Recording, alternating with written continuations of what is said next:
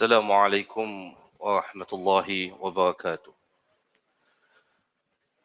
إن الحمد لله نحمده ونستعينه ونستغفره ونعوذ بالله من شرور أنفسنا ومن سيئات أعمالنا. من يهد الله فلا مضل له ومن يضلل فلا هادي له. أشهد أن لا إله إلا الله وحده لا شريك له وأشهد أن محمدا عبده ورسوله. اللهم صل وسلم وبارك على محمد وعلى آله وصحبه ومن تبعهم بإحسان إلى يوم الدين. أما بعد. Ikhwatul iman, sedang Jumaah yang dimuliakan Allah Subhanahu wa taala. Alhamdulillah. Pertama dan utama kita memanjatkan puji dan syukur kehadrat Allah Subhanahu wa taala di atas segala kurniaan dan juga pemberian yang telah diberikan kepada kita. Semoga kita sentiasa bersyukur kepadanya, menjadi hamba-hambanya yang bersyukur. Amin ya rabbal alamin. Ikhwatul iman yang dimuliakan Allah Subhanahu wa taala, sesuai dengan tema yang telah ditetapkan sepanjang bulan Ramadan ini, antara perkara yang ingin disentuh secara terperinci adalah sebuah ungkapan yang sering kita dengar apabila berkata dan berbicara tentang solat, maka akan disebut bahawasanya solat itu adalah tiang agama. Dan sudah pastinya kita pun telah mengakui akan kebenaran dan hakikat perkara tersebut. Hanya saja pada malam ini, izinkan saya untuk mengungsikan terlebih dahulu dua riwayat masyhur yang membicara tentang atau menyebut tentang solat itu tiang agama. Walaupun riwayat-riwayat ini adalah riwayat yang masyhur. Apabila kita menyebut tentang riwayat yang masyhur, maksudnya riwayat-riwayat ini sering disampaikan dan diungkapkan di sidang penceramah, disampaikan oleh yang menyampaikan kuliah dan sebagainya.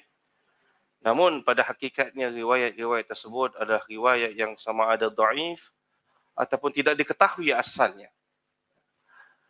Yang pertama yang saya nak kongsikan adalah riwayat yang berbunyi sebuah hadis yang disebutkan yang terkandung di dalam kitab Sya'bul Iman, yang di mana disebutkan bahawasanya apabila Nabi Muhammad SAW ditanya mengenai apakah perkara yang paling dicintai Allah di dalam agama Islam, maka Nabi Muhammad menyebut as-salah liwaqtiha wa man taraka as-salah fala dina lahu was-salatu imaduddin.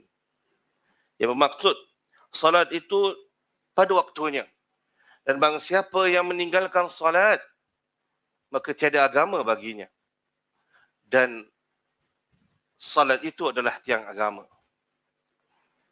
Jadi ulama menjelaskan bahawasanya daripada sudut riwayat dan juga sanad memang dia lemah. Namun akan kita kongsikan dari sudut maknanya itu kita boleh terima. Dan ini bagi riwayat yang pertama. Riwayat yang kedua pula, sebuah riwayat yang berbunyi as-salat ibaduddin man aqamaha faqad aqama ad-din wa man hadamaha faqad hadama ad-din.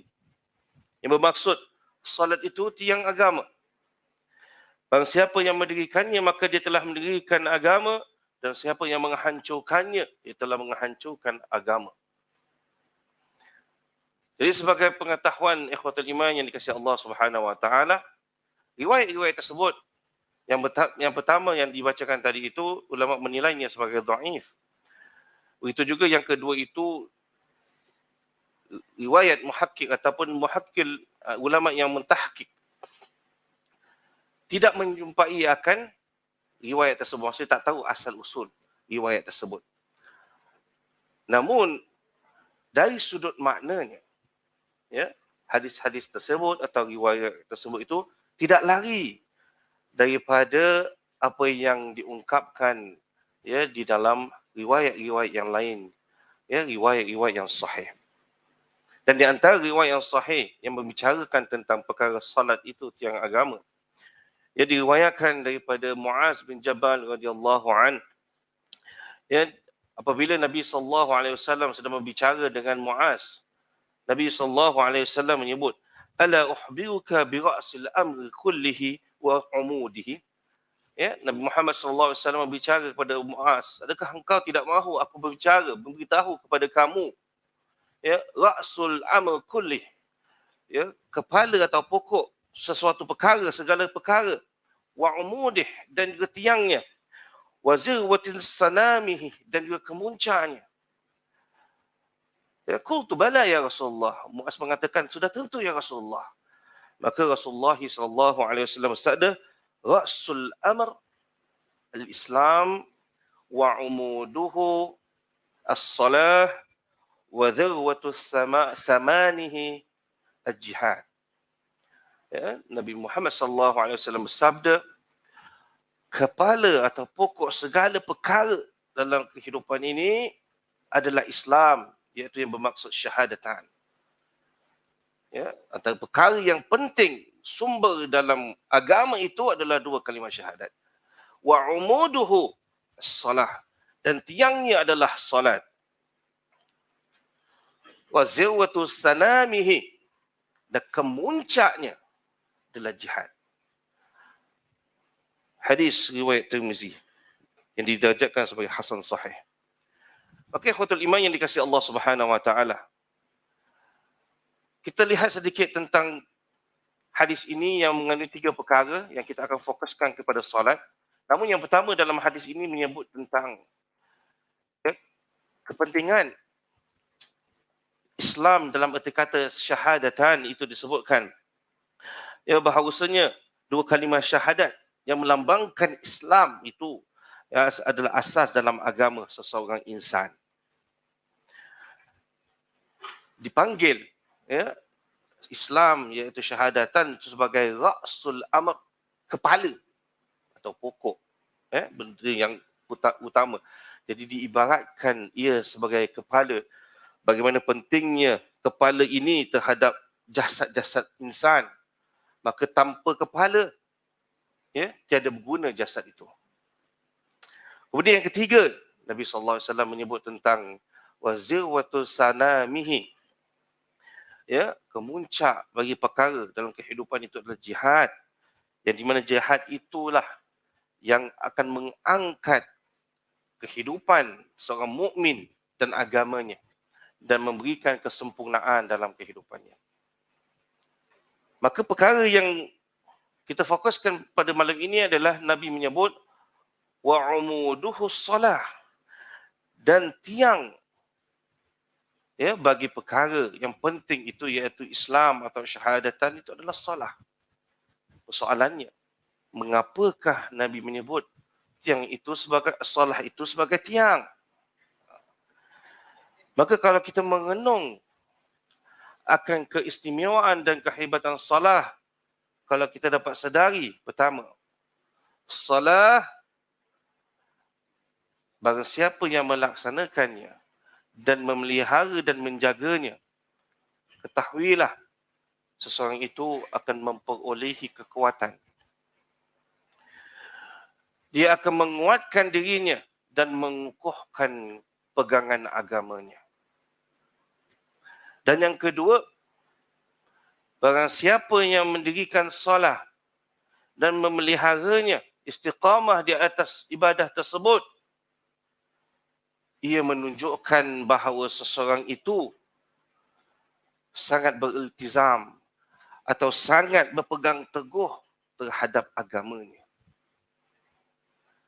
Maka ikhwatul iman yang dikasihi Allah Subhanahu wa taala,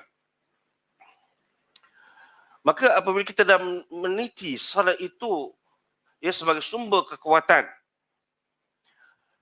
dan kalau kita melihat solat itu dalam riwayat hadis dan sebagainya, merupakan salah satu daripada rukunun min arkanil Islam,